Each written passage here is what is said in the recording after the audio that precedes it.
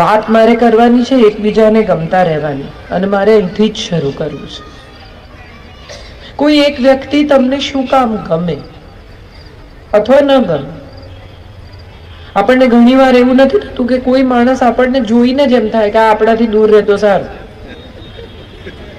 કઈ લેવા દેવા ન હોય, એને આપણું કઈ ન બગાડ્યું, તોય તમને એમ થાય મને નથી ગમતો, મને નથી ગમતી. ત્યારે એક સવાલ એવો થાય કે કોઈ આપણને કેમ ન ગમે?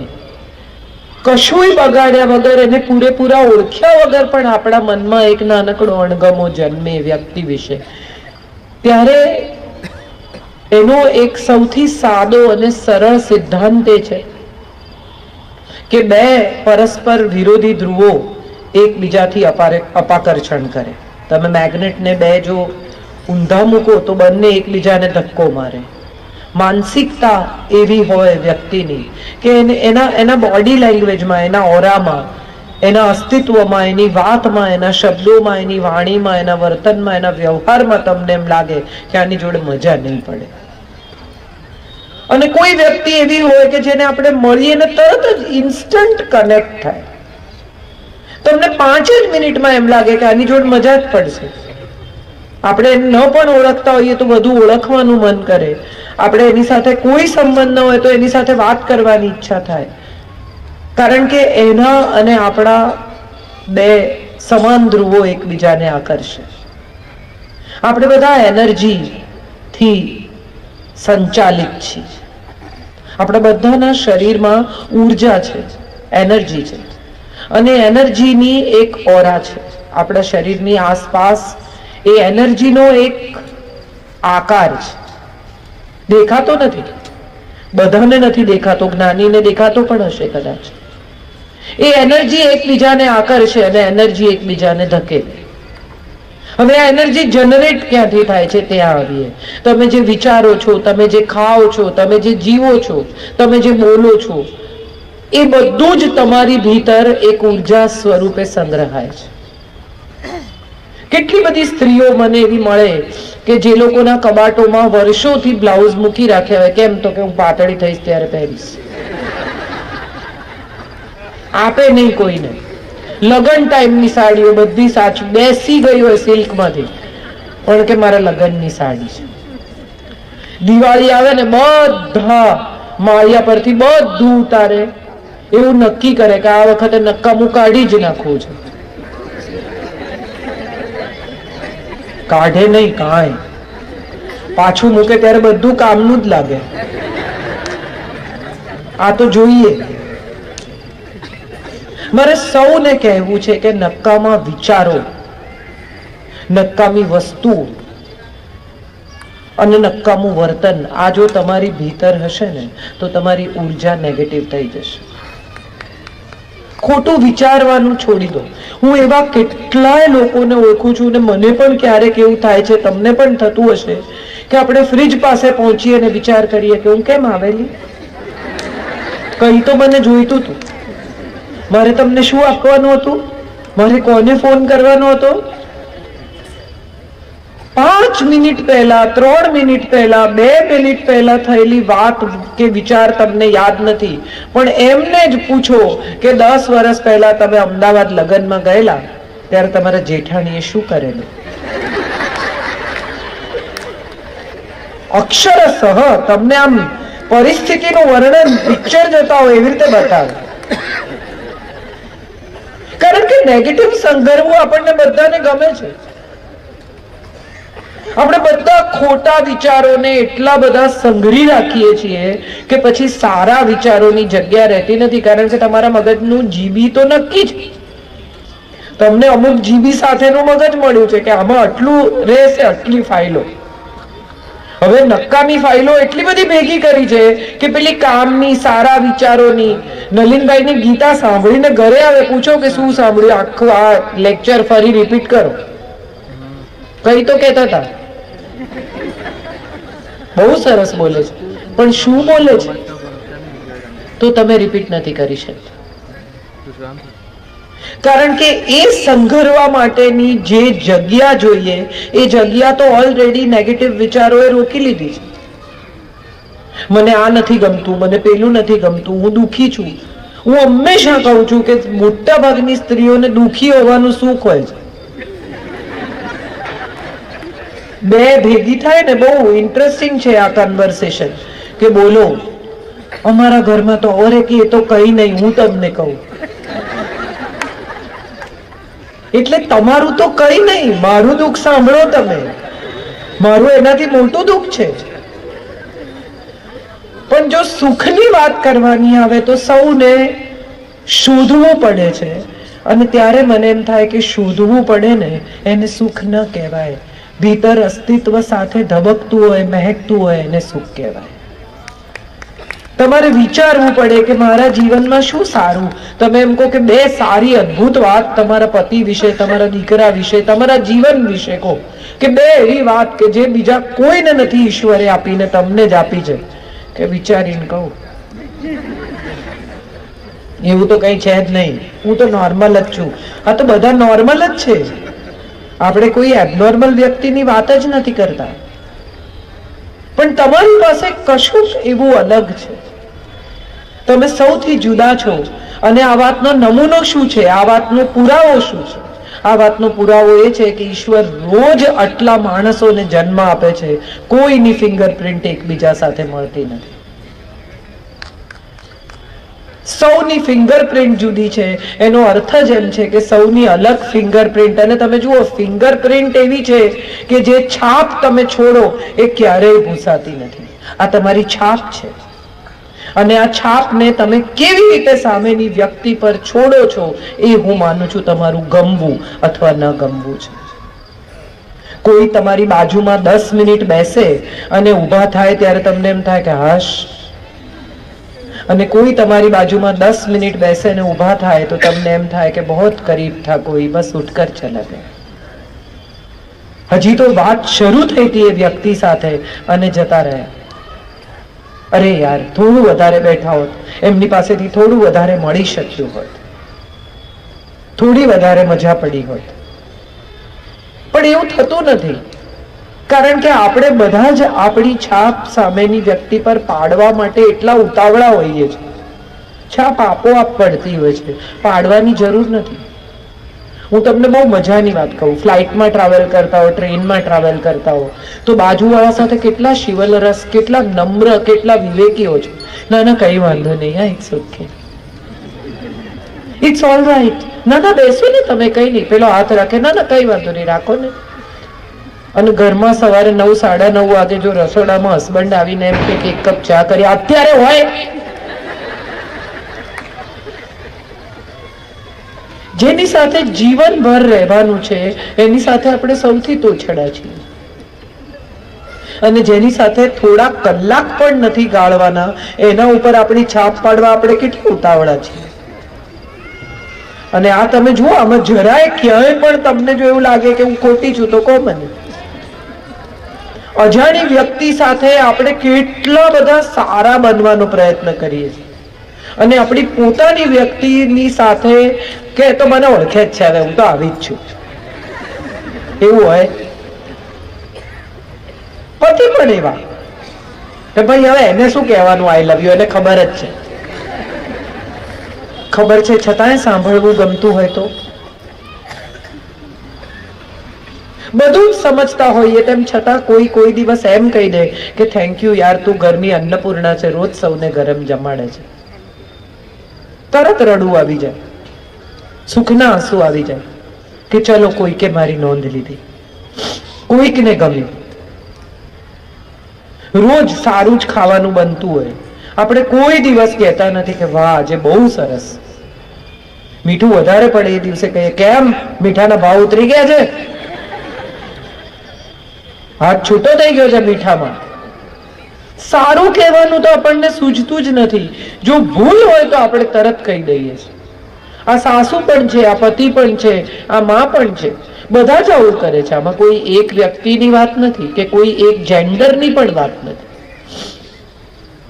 આપણે સૌ એકબીજાને ગમવા માંગીએ છીએ, પણ ગમવા માટેના પ્રયત્નો કેટલા કરે છે.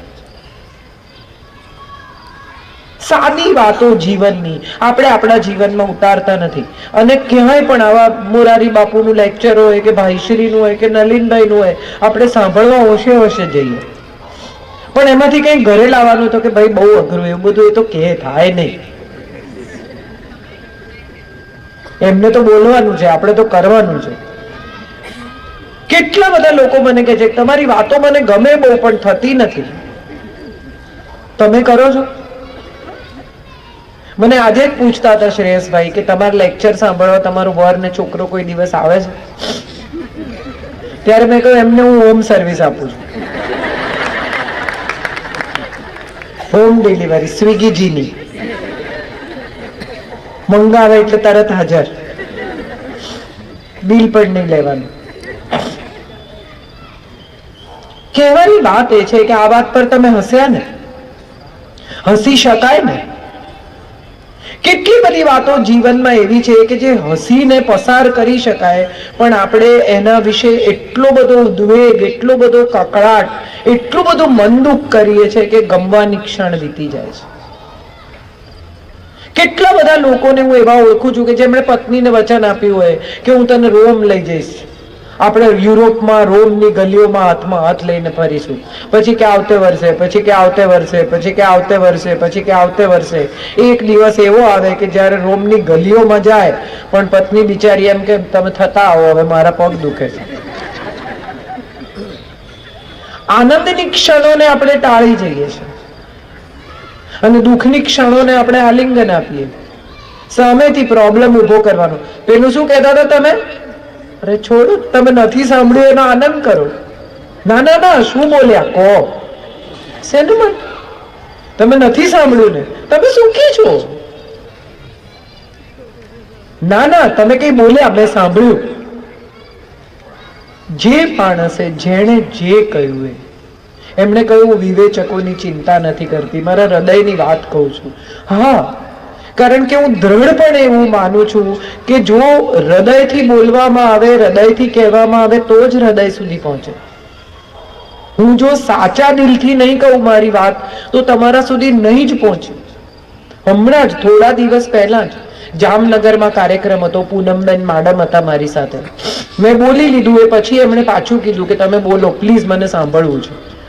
એટલે ફરી મેં વાત કરવાની શરૂ કરી. ત્યારે પૂનમબેને મને કહ્યું કે ગજબ લોકપ્રિયતા છે તમારી.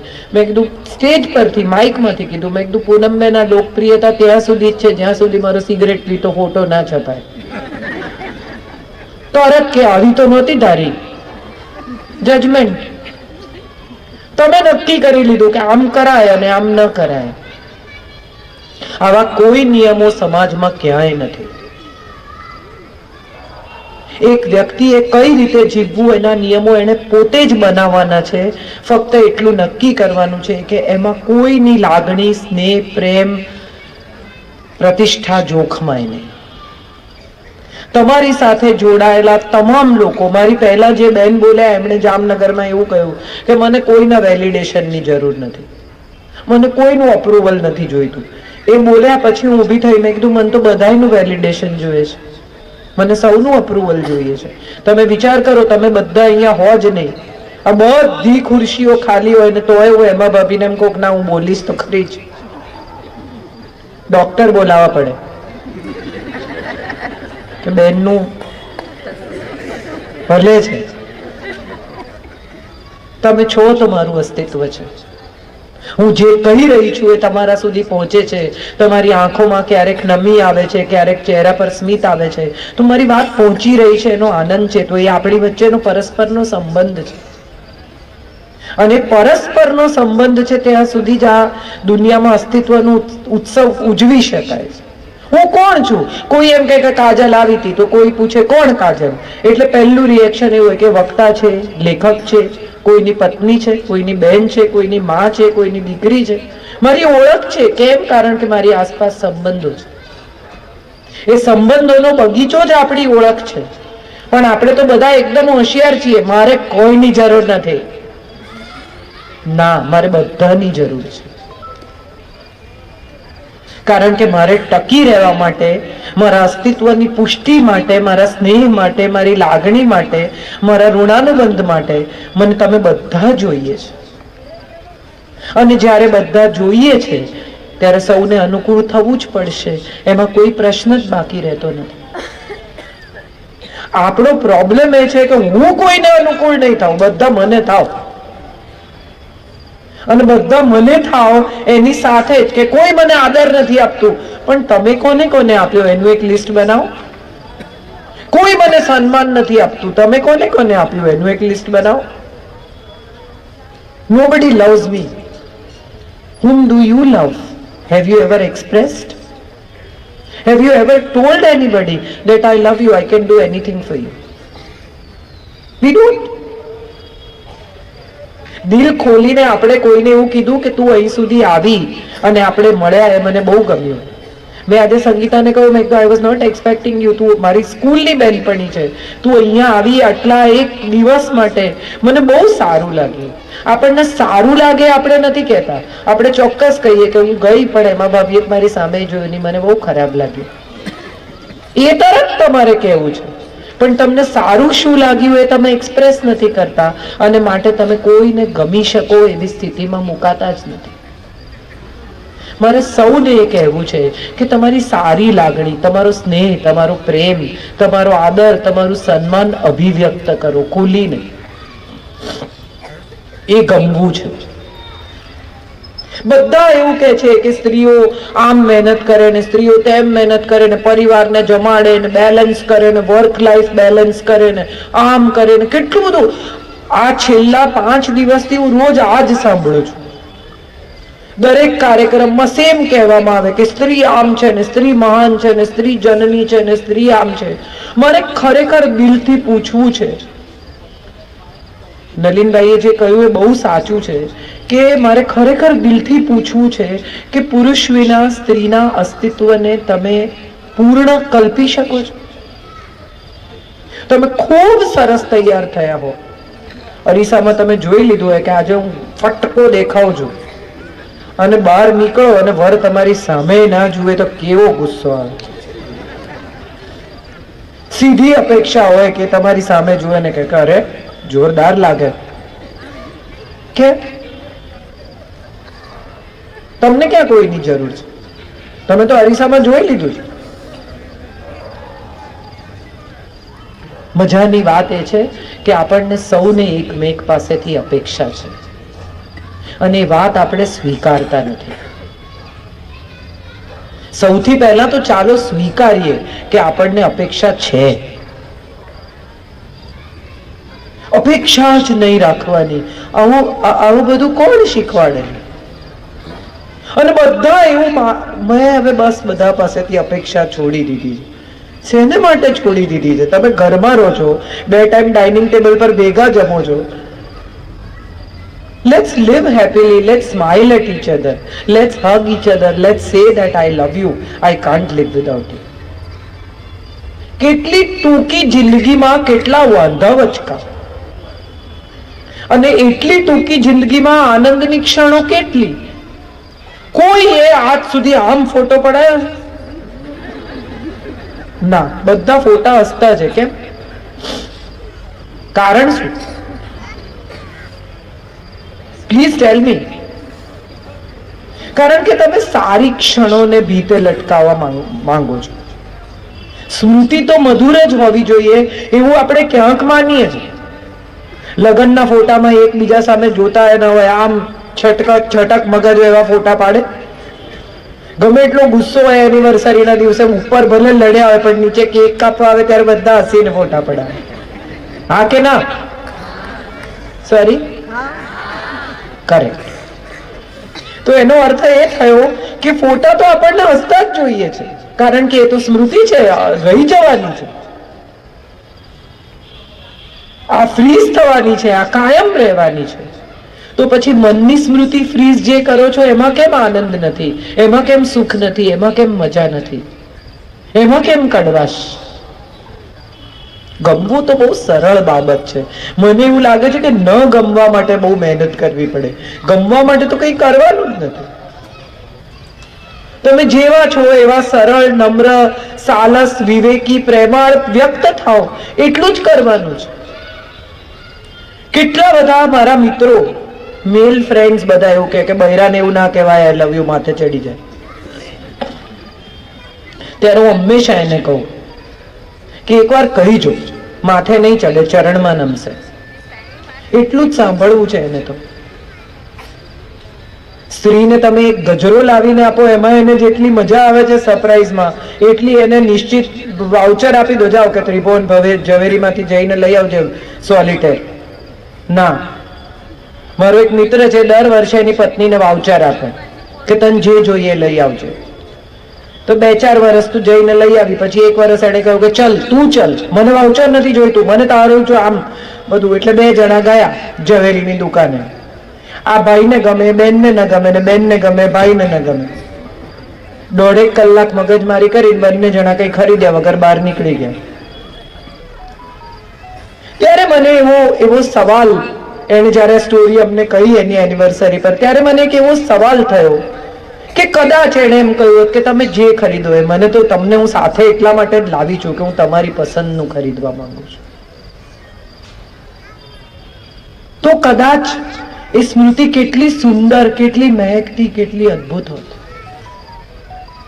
કેટલી બધી પત્નીઓ એવી હોય કે જે એમ કે આ તો બહારગામ કેટલું ફરે ને બધે જાય, મારા માટે કશું લાવે નહીં. માંડ માંડ એક દિવસ પતિ એમ હમ કરીને, હિંમત કરીને સાડીની દુકાને જાય, સરસ સાડી લઈ આવે, પેક કરાવે, તમને આપે અને ખોલીને કે ગ્રીન, હું ક્યાં પહેર્યું છે? પતિ ગયું. જીવનમાં બીજી વખત એ હિંમત નહીં કરે. તમે નિશ્ચિત કરી લીધું કે ફરી તો આ નહીં જ કરતા. એને બદલે તમે એમ કહો કે ગ્રીન, વાવ મારી પાસે ગ્રીન કલર નથી. હા, આટલો જ ફેર છે. આપણે બાપની બૈરી કહીએ છીએ કોઈને ઓળખાણ કરાવતી વખતે કે અમારા બાપની બૈરી છે, મળો. સમજાય નહીં કે શું સંબંધ છે? સમજાય ને? હું એમ કહું કે મારા બાપની બૈરી છે તો ખ્યાલ આવે ને કે કોણ છે? હા કે ના? આવે જ ને. બાપની બૈરી કોણ હોય? માં હોય. પણ તમે એવું કહો છો કે અમારા બાપની બૈરી છે, તમે એમ કહો છો મારી માં છે. સારા શબ્દોમાં સ્નેહથી અભિવ્યક્ત થતા શીખી જઈએ તો હું માનું છું એકબીજાને ગમવું સરળ થઈ જાય. આપણે બધા ઝંખીએ છીએ પ્રેમ, પણ આપતા નથી. ઝંખીએ છીએ આદર, પણ આપતા નથી. જોઈએ છે સન્માન, પણ આપતા નથી. કોઈને પગે લાગવામાં, કોઈને નમવામાં, કોઈના વખાણ કરવામાં ખોટા નહીં, પણ તમે ખરેખર કશું પામ્યા હો તો એ વાતને સહેજ સ્વીકારવામાં આપણને શું નડે છે? તો એનો જવાબ છે આપણો અહંકાર. હમણાંથી હું જોઉં છું કે લગ્નો થાય, હજી તો આલ્બમ ના આવ્યું હોય લગ્નનું, કેટરરના બિલ ના ચૂકવાયા હોય અને દીકરી પાછી આવે, શું થાય? તો કે નથી ફાવતું. અને એમના ઝઘડા, એમના કારણો તમે સાંભળો તો તમને એમ થાય કે આ બાબતે કોઈ ઝઘડી શકે? એટલું બાલિશ, એટલું સમજ વગરનું. અને ત્યારે એમ થાય કે આ અહંકાર જ છે, બીજું કઈ નથી. મારે સૌને કહેવું છે કે અસ્તિત્વનો આદર કરો, અસ્તિત્વનું ગૌરવ કરો, પણ અસ્તિત્વનો અહંકાર ના કરો. કારણ કે સૌથી મોટું તો પરમ તત્વ છે, જેણે આપણને બધાને સર્જ્યા છે. કોઈ કારણસર 2 જણાને ભેગા કર્યા છે.